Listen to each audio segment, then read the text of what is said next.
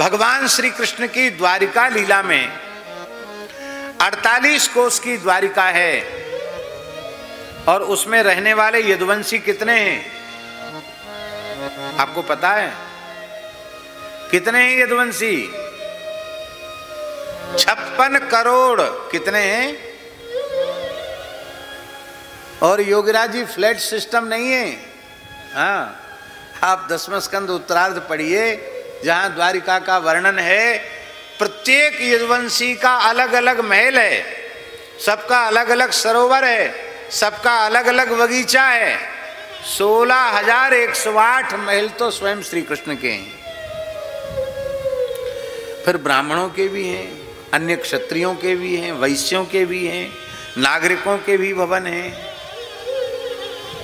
तो केवल 56 करोड़ लोग ही थोड़ी वहां रहते हैं।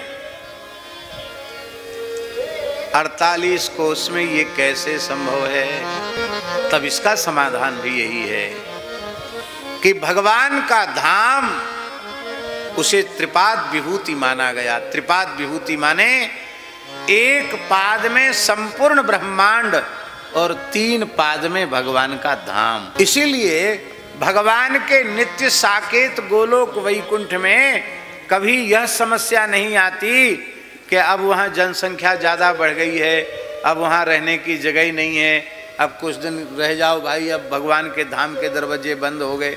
ऐसा नहीं है। वहाँ जाने का मार्ग है, पर वहाँ से लौट कर आने का मार्ग नहीं है। महाप्रलय में संपूर्ण ब्रह्मांड नष्ट हो जाता है, पर भगवान का नित्य साकेत गोलोक वैकुंठ भगवान के समान ही अविनाशी है, वो कभी नष्ट नहीं होता।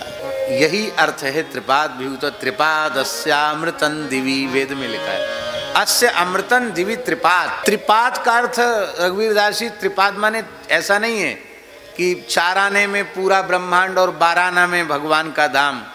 इसका 12 आने का अर्थ क्या है? त्रिपाद का अर्थ क्या है? त्रिपाद का अर्थ है महाराज जी अनंत। अनंत माने जिसकी इयत्ता न हो, जिसकी कोई सीमा न हो, उसी को भगवान का धाम कहते। तो जब भगवान अयोध्या में प्रकट होते हैं, जब भगवान ब्रज में प्रकट होते हैं, तो भगवान का नित्य धाम उनके साथ प्रकट होता है। इसलिए सारी सृष्टि वहां पहुंच जाए तो भी भगवान के धाम में भीड़ होती नहीं है, क्योंकि वो भगवान का नित्य धाम है। ये इतना व्याख्यान हम इसलिए कर रहे हैं कि आप लोग भगवान की किसी लीला में शंका संदेह मत करना कि ये मनगढ़ंत तरीके से गढ़ करके बातें लिख दी गई हैं। नहीं नहीं, जो कुछ लिखा है वह बिल्कुल पूर्ण सत्य है, परम सत्य है, ऐसा आप समझें। ऐसी श्रद्धा से सुनेंगे तो आपको लाभ होगा। 1 महीने तक नंदोत्सव चला और जब सूर्य अस्ताचल को चले गए तो ब्रजवासी कहवे लगे, अरे भैया, आज को दिना तो विधाता को नेक बड़ो कर देना चाहिए, पर ऐसो लगे कि ये विधाता हमारे सौभाग्य को सहन नहीं कर सक्यो। यासो याने आज को दिना बहुत छोटो कर दियो। अब ही थोड़ी देर पहले तो सूचना प्राप्त भई कि नंद के लाला भयो है और हम नाच गाए के संतुष्ट ही नहीं है पाए, यही बीच में सूर्य डूब गए। समय तो महाराज जी 1 महीने का बीत गया था, लेकिन उनको लगता था कि बहुत छोटा दिन हो गया। ऐसा ही होता है, आनंद का समय, उत्सव का समय ऐसा ही होता है, समय का होश नहीं रहता। नंद बाबा ने कहा, भैया उत्सव तो है गयो, अब कंस को वार्षिक कर हमें चुकाना चाहिए।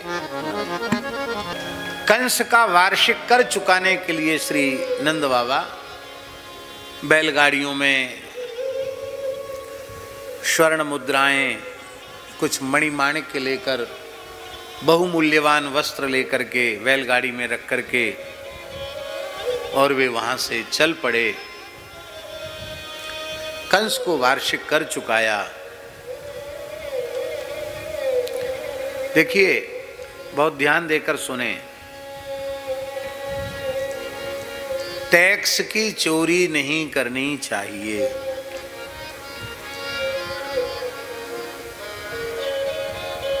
इसमें सुविधा नहीं, ये सोफा रख देते तो बढ़िया था, हैं?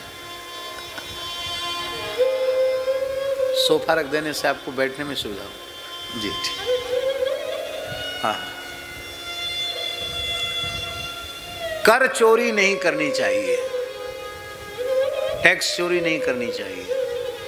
राजा प्रजा की रक्षा करता है, सुरक्षा करता है, पोषण करता है, विकास की योजनाएं बनाता है। राजा वो कैसे बनाता है? कर से प्राप्त धन के द्वारा ही बनाता है। इसलिए टैक्स की चोरी नहीं करनी चाहिए। इसके तमाम उदाहरण हमारे पुराणों में।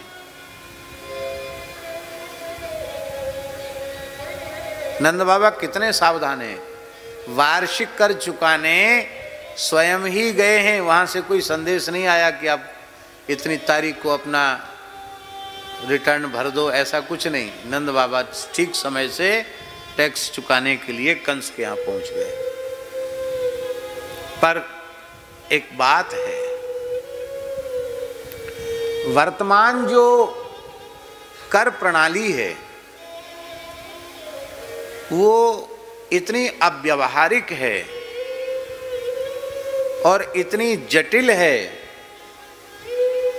कि उस जटिल अव्यावहारिक कर प्रणाली के कारण शरीफ भी चोर बनते चले जा रहे हैं।